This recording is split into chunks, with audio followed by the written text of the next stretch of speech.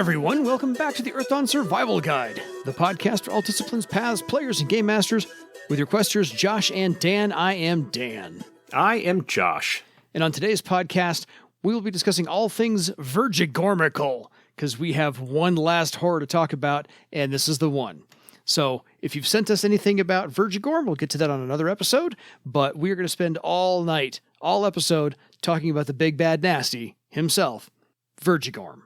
Yes.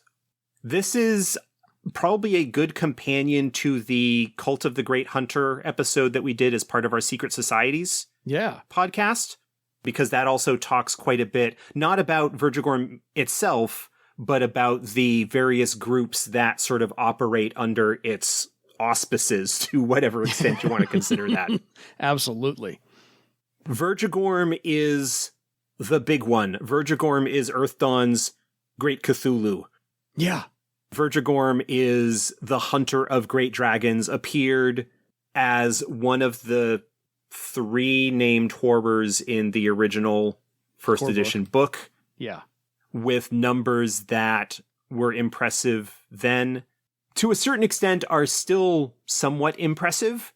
Yeah. Although I imagine a 4th edition version of the stats would probably be tuned up in a couple of places, simply because of the way that the mechanics have changed and things kind of stack in 4th edition. Player characters are able to get higher numbers than they were before. Mm-hmm. And that could affect how this big guy can be dealt with. Totally. I love the fact that this essay comes from Icewing and not just from a Nammegivers, because this big bad nasty is so important. It actually has to come from a great dragon himself. And I love Verjigorm's nicknames: the Horror of 1,000 Faces, the Corruptor, the Horror that is worshipped as a passion, the Great Hunter, and the Horror that was, the Horror that is, and the Horror that shall ever be. Yes, the entry here in the Horrors book is very similar in some respects to the entry that would have appeared in the Dragon's sourcebook, and actually did appear in the 2nd edition Dragons, the Living Room Games Dragons of Barsave book that came out, which talks about the origins of the dragons, is very similar to this because it's the same story. Yes. In a sense. It is an origin story and reveals, at least in this version of it, that there was the Dark One, is what it's referred to. I've got this if you want me to take over. The creation legend, I think, is still really, really cool. It's one of my favorite ones that there is. So the Dark One, Verjigorm, who has 1,007 eyes. Why the extra 7, I'm not entirely sure. Unclosing ears, and poisons basically flow from its mouth. It was there at like creation, essentially. And its flesh spawned countless abominations. So this is entropy given form, essentially. And it had children that were called Horoi, multiple children. One of those Horoi was different and eventually fled the Dark One's domain. And this Horoi slept a deep, long sleep after this journey across the entire world, because it was a long, tiring journey. This Horoi then transformed during its slumber, kind of like a hibernation, kind of like a butterfly chrysalis thing, and completely changed its form to now like white scales and, like a dragon. It then realized it was completely and utterly alone. But it looked around and saw the beauty of the actual earth untainted by the Dark One. And therefore it wept. And the first tier made a dragon. The 2nd tier made the elf. The 3rd tier made the human. The 4th tier made the obsidian. The 5th tier made the Tiskrang. The 6th tier made the dwarf. The 7th tier made the windling. The 8th tier made the troll. And the 9th tier made the orc. This Horoi therefore taught all of these children everything it knew about the impending doom from the Dark One. How's that for your creation myth? And then, of course, after this, the Dark One and all of its children, the Horoi, found where this original one had fled to, Nightstlayer, as she called herself. I was going to get there. Depending on your point of view, perhaps the first dragon. Yeah. Mm-hmm. and how the Dark One and its children found where Nightstlayer had gone and came after her, and then Nightstlayer sacrificed itself, herself, himself. Again, you're talking about this sort of like divine all-in-one kind of idea. Yes. In order to protect her children, the Nammegivers, from the Dark One, and from there having the Dark One, Verjigorm, swear eternal vengeance against Nightslayer's children. Yes. Which is why the horrors come back whenever they can to try and destroy the world. It's a great story. Love this It's a great origin myth. In my more contemplative moments, like to think about how this story might reflect some of the events that happened in the distant past in prior ages of magic. Yeah. How things might have come to be within the setting, with dragons as exceptionally long-lived and knowledgeable beings, with the memory crystals and the other things that they have of a way of keeping track of what has gone on.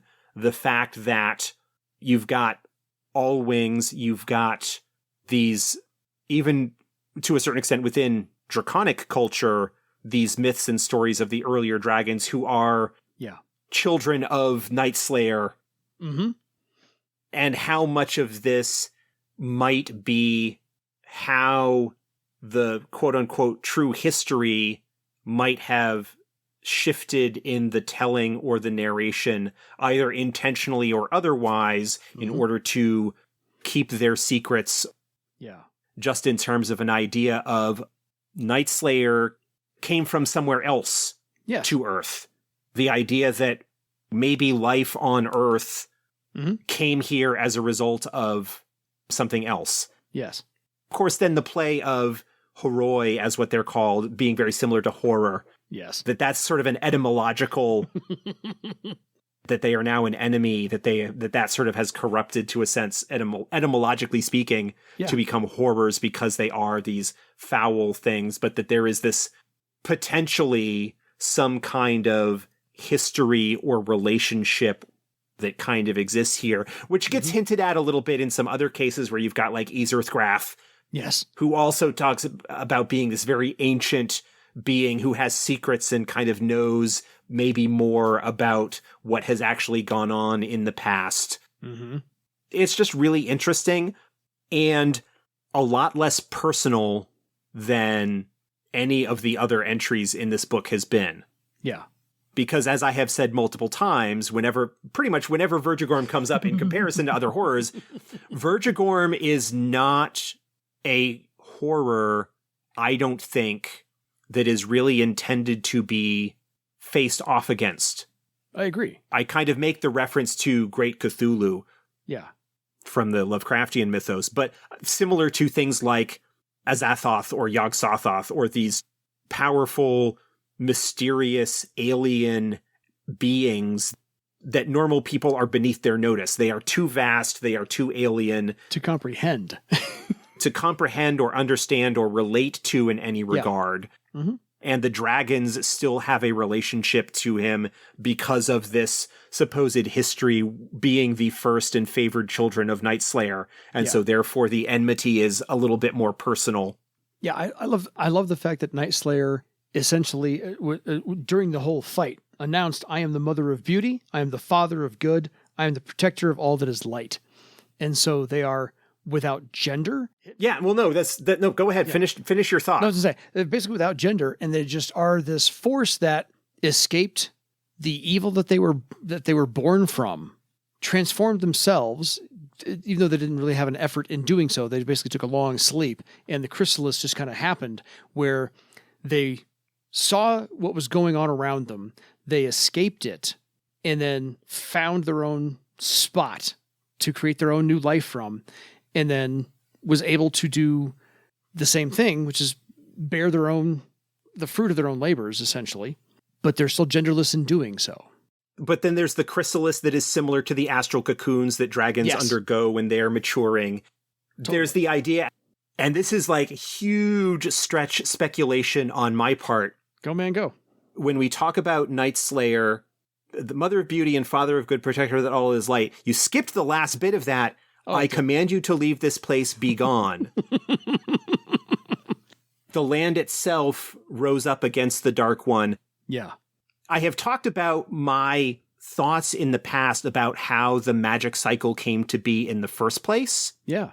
And like this being sort of a reflection of that, of the first dragon incarnation, saying the first incarnation, the earliest time of whatever this happened, that magic and the potentially intentional attempt to get rid of magic in order to prevent the horrors, the Horoi and Verjigorm from being able to intrude on the world, and how that might have affected things, and how that might have affected dragon culture and their relationship with the Therans.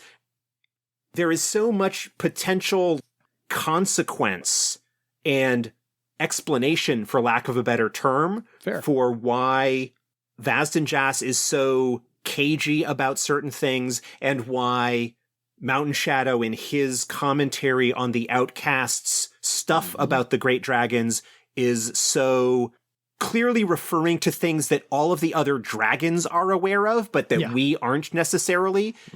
The idea of we aren't the intended audience, so he doesn't need to explain something because his audience knows what he's talking about. Yeah, they're in on it.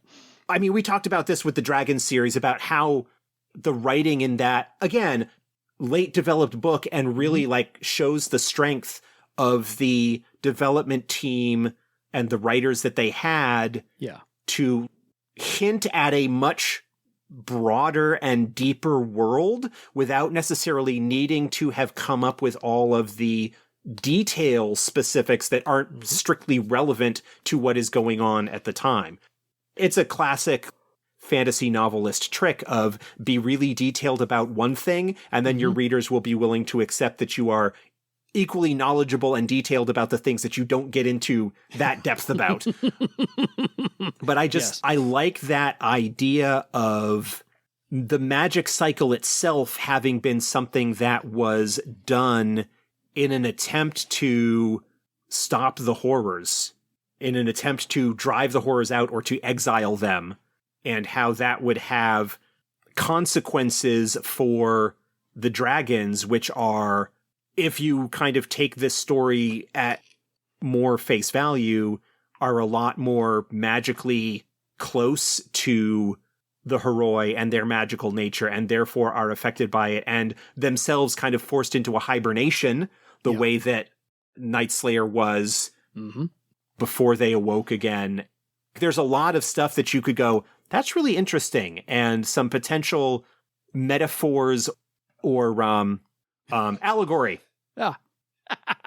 Yes. I knew I was getting it eventually. More like allegorical, where it is using metaphor and symbolism to relate a story that is supposed to be like a parallel to whatever.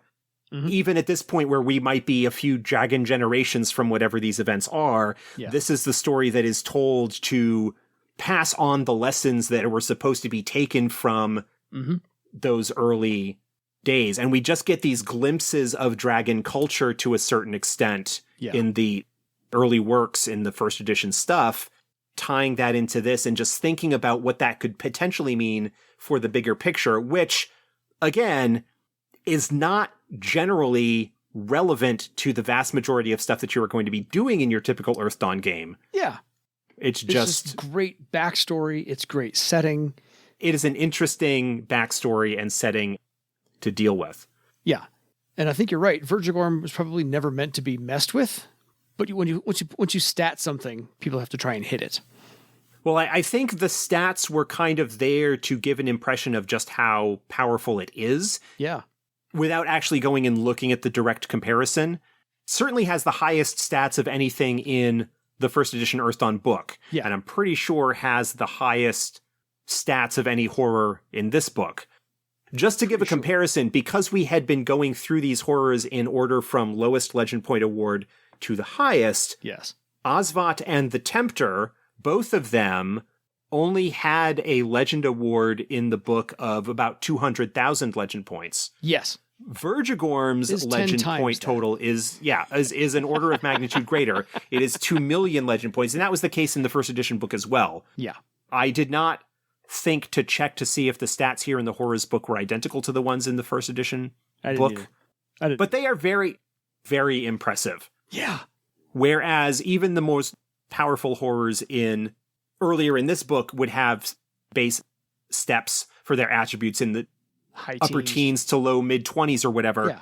Verjigorm has upper 20s for its lowest, and its highest attribute step is its willpower at step 40. It's got a step 35 initiative, 3 physical attacks and 3 spell attacks, both of which have attack steps in nearly 40. 40, yeah. Yeah, 38 for physical attacks, 40 for spell attacks. Step 40 damage for its physical attacks. Its defenses are all in the 30s. Yep. It's got 40 physical and mystic armor. Yep. It's got 20 recovery tests. It's got a death rating of 400. It's got 50 karma points with a karma step of 20. Yeah. Its karma step on its own is equivalent to the base attribute steps of some other horrors. Yeah. And then it's got... Most of its powers are like step 25, step 30, step 40. Yeah. It's got all of the stereotypical horror powers. Animate Dead, Corrupt Karma, Cursed Luck, Damage Shift, Horror Thread, which I think is a unique power to Verjigorm. Thought Worm, Spells. Its spells are probably the least impressive aspect of it. It's only equivalent of a Circle 8 wizard. Yeah. Like it needs them. Unnatural life. Like it needs them. Yeah, like it needs them. But yeah, that was the whole point. Is I didn't think it was meant to be messed with, because one of the sentences, and I had it a minute ago, was that it really is all about taking on the dragons, and hasn't shown up much for this Scourge, so because it's too busy dealing with keeping the dragons it captured from the last Scourge. Right. So story-wise, Verjigorm hasn't been around much, so I figured that was the line that would tell people, don't bring him in, don't mess with him, don't play with him, because he's here for setting.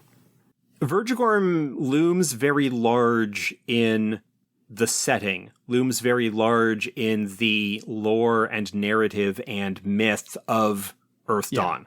Yeah. In part because he was in the original book as the Hunter of Great Dragons and has these, especially for the first edition book, these ridiculously high stats. It was developed over the course of the game with these little hints. The idea is that to really kind of lean into the Lovecraftian parallels and the Lovecraftian ideas that kind of go along with it, the player characters, rather than dealing with Verjigorm itself, the way that, investigators in Call of Cthulhu would not be dealing with Cthulhu or Azathoth or Shub-Niggurath or any of them on their own, like directly, generally. They would be more inclined to be dealing with cultists and worshippers and other creatures that worship or are related to the more powerful cosmic entities. And so that is what they would be interacting with. As it says here, Verjigorm is perhaps the most powerful of horrors, and I would say that from a purely stat point of view, that is probably the case. Although circumstances might result in a particular horror being more powerful or influential in a specific circumstance. But broadly. Verjigorm is certainly has the highest numbers out there. And direct confrontation with the horror will almost certainly result in the death of most, if not all, of the player characters in the group. However, characters may oppose the horror indirectly by confronting members of the cult of the Great Hunter, where you are dealing with members of the cult, and those cultists can be powerful themselves. Tirlon, for example, from Shattered Pattern, is a high circle nethermancer and member of the cult of the Great Hunter. I think he's like 11th circle, something like that, if I recall his stats off the top of my head. And dealing with the manipulations of the cult, how they very well might be inspired directly or indirectly by Verjigorm in a similar way that questors of a passion would be manipulated or egged on by their patron. Yeah. Again, the horror that is worshipped as a passion. The members of the cult of the Great Hunter would be undergoing plots either at the direction of their patron, like in the case of Tirlan, who is, stealing dragon eggs and doing weird dark magic stuff with them, or people who are in some respects perhaps broken by the Scourge and its aftermath, decide to hitch their wagon or to worship something that seems to them to be more powerful than anything else. Worshipping the Hunter of Great Dragons, worshipping the horror of horrors, because even the passions could not stop the coming of the Scourge. Clearly, Verjigorm, as the greatest of horrors, is more powerful than them. Yes. And so let us worship him, and perhaps in some way, in our broken perspective on the world, gain some mercy is not quite the right term, but absolution, boons or favor or whatever from this great cosmic power that is on some level perhaps seen to be behind the breaking of the world. Yeah, that's a good way to put it. Obviously, you run into stories of long-term games or powerful games where you end up with 13th, 14th, 15th circle characters, sometimes in multiple disciplines. Yeah. And you get to the point of that's similar to like the stories from old D&D days where, we went and we fought Thor and we killed Thor and broke the Rainbow Bridge.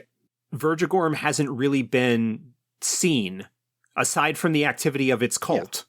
And there's no clear indication whether its cult are simply people who are worshiping it or somehow are being directed by the horror, but it hasn't really been seen. You could certainly have cultists that might be working to try and bring Verjigorm into the world, and the idea would be to stop them, and perhaps if you have a powerful enough group, maybe have a manifestation or a little bit of Verjigorm comes through, but you're not really able to destroy it. It is too vast, it is too incomprehensible, it is too disinterested in the petty lives of the mortals who are here but a few decades. In the way similar perhaps to how Bualgathor does not find adequate pleasure or sustenance in feeding off of regular Nammegivers, it needs to feed off of other horrors. In the same way that Earthdawn really likes the longer-lived victims.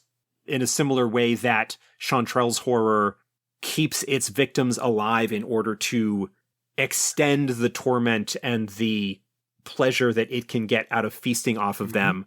Verjigorm really only gets satisfaction and sustenance from the dragons.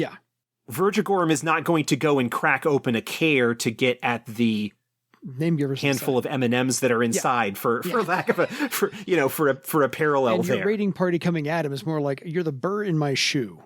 I'm going to take my shoe off, get rid of the pebble that's in there. I'm going to shake you off, and I'm going to go do what I need to do to the dragons. That's how Verjigorm's going to look at your raiding party. But certainly, when we were talking about the dragons, when we were talking about some of the secret societies, especially as your campaign gets higher circle, when you start dealing with the cult of the Great Hunter and the powerful individuals that are affiliated with it in some way, you are becoming involved in the affairs of dragons. And everything that goes along with that in terms of potential allies and patrons and supporters, because if you are working against an organization that is targeting the dragons may very well take interest in your career. Perhaps behind the scenes, but there is a pretty strong tradition when you've got adventures like the published adventures that do involve the dragons, starting all the way back with Infected, the connection with dragons that starts there and then continues on in Shattered Pattern, of the dragons having an interest in that and becoming involved in the player characters' lives as a result. So Verjigorm, I can't say danced around it, but we've kind of hinted at what's going on here totally. and with the legend, the creation legend, Verjigorm basically has two obsessions. One is the insatiable hunger for power, and two is the fanatical hatred of the dragons. Because 10,000 years ago, as Icewing tells us, Verjigorm captured several hundred dragons, placing their astral forms into cocoons, and Verjigorm has corrupted those astral forms, transforming those captured dragons into powerful horror-like creatures. The subplot that we now are learning is that incubation period for those captured hundreds of dragons is coming to a close. So they might be spawning here soon. Soon being a relative term. We're talking in eons because Verjigorm is that long-lasting. Dragons are that long-lived. So coming to a close soon could be 1,000 years, could be 10. Who knows? But that's just a little teaser of maybe this is another Scourge coming, or at least a resurgence like the tide. You know, pulled back a little bit, but this big wave is going to come like a tsunami. Maybe there's an army. Right. And you're looking at an entity that is likely to be on par power-wise with Vestraven. Oh, yeah. As an example. Yes. Or other, adult/great dragons. Totally. You're looking at basically like an adult dragon with horror powers on top of it. And one of those things, again, if you want to talk about a high-powered campaign arc or a high-powered story, finding out that maybe there is a sect of the cult of the Great Hunter that has located one of these cocoons and is doing something to hasten its opening. And that rather than facing off against Verjigorm, you're facing off against one of its constructs and needing to put a stop to that, whether that is by interrupting their ritual or whatever they're doing to prevent it from prematurely emerging, or whether the big thing is needing to prevent this monstrosity from running rampant through Barsave and destroying anything that it comes across. We talked about Vazdenjas being the eater of cities. This is literally that kind of situation that you would be talking about. A dragon, potentially with horror powers, that is not bound in any way by the underlying morality of dragon culture that exists. Yes, but it was just the one city. And it had it coming. And generally the somewhat patronizing view that dragons have of needing to shepherd the lesser races until they have developed enough to have the responsibility. You're talking about a creature that would have no qualms about corrupting and destroying whatever it came across. I mean, calling it a horror construct in a way is, I think, giving it too little credit. Agreed. You're looking at things that would be as powerful as some of the more powerful named horrors that exist.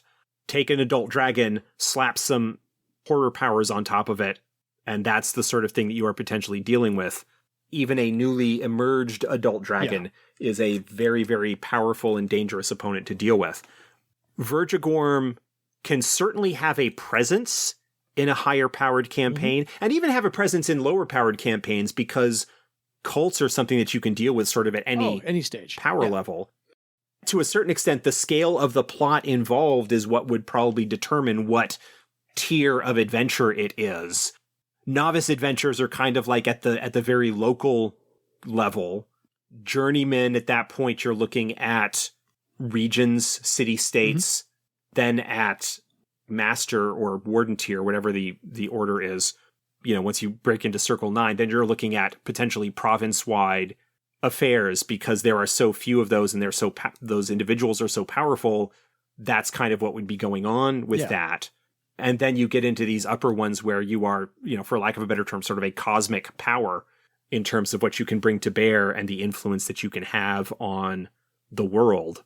So that's kind of one way that you could look at it. And so you could have the Cult of the Great Hunter be a recurring theme within the game, and the manipulations and the plots that they might encounter at any given point with a particular cult would depend on kind of what scale they're at in there. And this all kind of makes sense within the unstructured structure of the cult itself, which I think segues very nicely into talking about the horror thread power. Yes.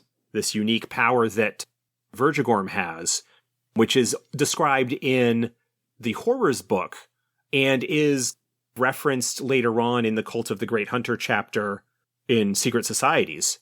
It allows the horror to connect the patterns of magical items and name givers, very similar to the way that a horror mark works, but stronger.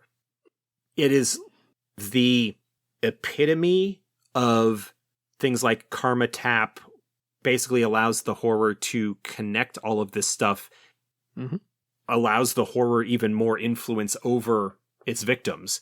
It's basically weaving a thread to the victim, thereby increasing its ability to affect the target, and at the same time, potentially as well, granting the target abilities so that it can act in line with the horror's desires and goals. Yeah. I mean, it's got, to what you said earlier, it's got the horror thread power, the corrupt karma, the horror mark, thought worm, and unnatural life. It uses all of those to alter its captured dragon's true pattern. And so if it's captured them and put them into cocoons, it's using all of its power to corrupt those dragons. And as I said, it's got several hundred dragons from a previous Scourge 10,000 odd years ago. So that army is waiting to be unleashed by Verjigorm because it ultimately has the intention of creating a new race of name givers that are going to rename and thusly redefine the physical world to corrupt all life forms. Yeah, to corrupt the world itself and everything that it is. That's how evil... Remaking the world in its own image. Totally. Offended in a way by the beauty that Nightstlayer died to protect, and so thereby taking its revenge to corrupt and destroy everything and to control everything. You talked about one of its desires being power. Yeah. That power to dominate and control and rule and remake everything in its own to dark... just despoil everything. I mean, you almost could have named Verjigorm the Despoiler. That's really what its intention is to corrupt and despoil everything. Leave no beauty, period. Turn everything into a twisted, nasty version of itself, or of itself. And just, it's not fun. Yeah, Verjigorm is where the cosmic horror themes come to play in Earthdawn. It's on a global level. Well, no, it's not even global. It's cosmic. Yeah. This is the Galactus. I was going to go with Marvel Comics as well. This is like Eternus, or Galactus. This is even bigger than like Thanos and the Infinity Gauntlet. This is like the living tribunal. While that is a cosmic threat, it's Brobdingnagian in size. This is like whatever entity it was that makes up Nowhere, which is the head of a dead god that is now drifting in the cosmos and is home to thousands of people. It's that kind of thing. As I said, it's basically entropy, but given form and given a name. Again, like Azathoth, Yog-Sothoth, Shub-Niggurath, all of those really kind of high-level Lovecraftian entities are all places that you could draw some inspiration for what's going on. The difference, to a certain extent, between classic Call of Cthulhu stuff and Earthdawn is the sort of sense of cosmic nihilism that often goes along with Call of Cthulhu. Yeah. While you might deal with a particular issue in a moment, in the grand scheme of things, you are not able to forestall the ultimate demise of the human race as we know it, because we're the unusual ones. We're the anomaly within the system, and really everything is sort of the cosmic chaos and roiling and we are deceiving ourselves into thinking that there is some sense of order or whatever about it. Earthdawn has a much more heroic beat back the darkness, carving order out of chaos in the sort of post-apocalyptic sense of the setting. But you could very definitely, if you are dealing with Verjigorm and its longer-term plans, yes, a group of player characters might be able to defeat a particular cult group and forestall whatever they were trying to do. Grand scheme of things, that's not going to do much of anything against Verjigorm or his overall plots, because those are plots that are taking eons, 10,000 years to come to pass. Yeah, you may be a bunch of 13th, 14th, 15th Circle Adepts, but you don't have the time or power. Or the longevity. You are maybe temporarily delaying things a little bit, but like many of the other horrors, it set me back a decade. Okay. In the span of my millennia. Yeah, in the span of my millennia, having to wait an extra century. Yeah. It's a hiccup. This is a plot that I have been working on. This is a shaping that I have been congratulations, bringing into being for... Again, I don't want to yuck on anybody's yum. If you want to have a game... You take on Verjigorm. Yeah. Where you take on Verjigorm, that's great. There is absolutely nothing wrong with a bit of joyful hack and slash and throwing the big numbers around and enjoying just how much if you can do it. Power you can wield and seeing if you can do it. I enjoy that from time to time. That's fine. There's nothing wrong with it. But I think there is so much more potential. And I think that looking at Verjigorm as the biggest sack of hit points that you can go up against is doing it and the setting and the themes a disservice. Ultimately. Agreed. So, if you are going to take on Verjigorm in this campaign, we should get to the physical aspects of what he looks like, because the color plate in here is really cool. It kind of mirrors the one that I see for Taint on the cover. So, Verjigorm can, of course, being entropy incarnate, can manifest in many, many forms. The most common form, apparently he's quadrupedal, which I did not know, but it stands about 15 feet tall at the shoulder. He's got 6 eyes and a wide mouth face with 3-inch fangs coming out of that maw, with spiked horns on its massive head. Now, 15 feet tall at the shoulder, add on a 10-foot long neck. So now you're talking 25 feet when he's just quadrupedal. His skin gleams like metal, so perhaps it would just be a carapace, because a lot of beetle carapace gleam like metal. And he's got spikes protruding all over its body. So go with that. Now, each of his 4 legs ends in 3 talons, which of course are incredibly sharp. So kind of like bird legs, maybe. And then if he's not quadrupedal, if he stands up on his hind legs, he reaches about 45 feet tall. Again, just his most common form. Can appear as anything because this is entropy incarnate, but wanted to let you know, in case you see something like that coming at you, run. Yeah. Now, if you find him on the astral plane, obviously can do many, many, many astral forms, because Verjigorm is the big, big nasty. One of the many, there's like only 2 described in the book. I think they ran out of space. One, he's just a huge face surrounded by spiked horns with dozens of eyes. And the other one, he just makes an astral duplicate of what that other appearance was I just laid out for you is in the physical realm. So scary either way. Just gonna say. Yeah. So I talked about Ubir being like the kaiju horror. Yes. Verjigorm is a kaiju horror in a different sense, in part because while it is not as massive as Ubir, physically speaking, at least physically in its most common form, it is incredibly powerful. Yes. It is a cosmic force of nature with all of that implies. It is definitely something that, even if you go prepared, is very likely to wreck your day with the amount of power that it can throw around. Again, if we're talking about just looking at the numbers, it's throwing around attack and damage steps in the 30s and 40s. Toss a karma point onto any of that with a karma step of 20, and you're plus being able to absorb massive amounts of both physical and mystic damage. before you even come close to wounding it.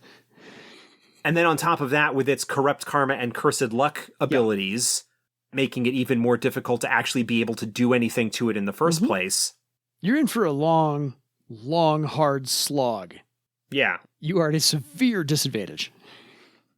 Verjigorm is one of those horrors that if you are going to be doing a game where you're going up against it, or perhaps a manifestation of it in some regard or something like that, you are almost certainly going to want to look into seeing if there is some way to gain some kind of edge using pattern magic, thread items, or pattern items or something like that. Of course, any pattern items connected to Verjigorm would obviously be incredibly dangerous to handle.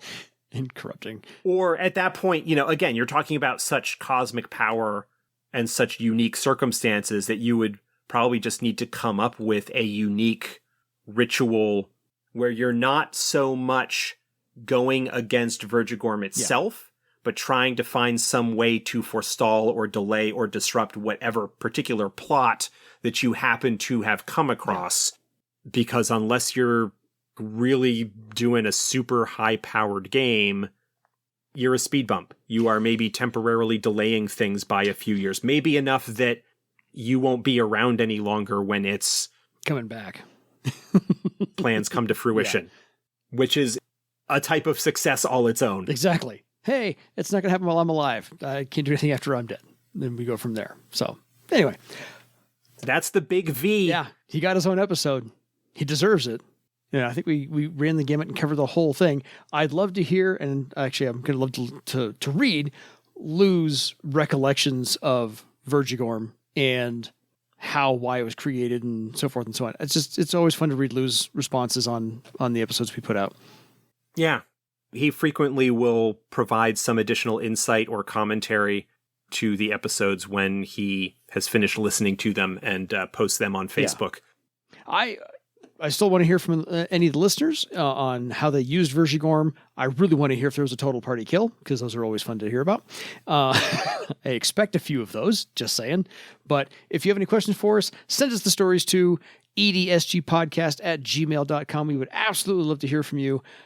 Until next time, don't go hunting for Verjigorm. For your legend. Even for your legend. Good night, everybody.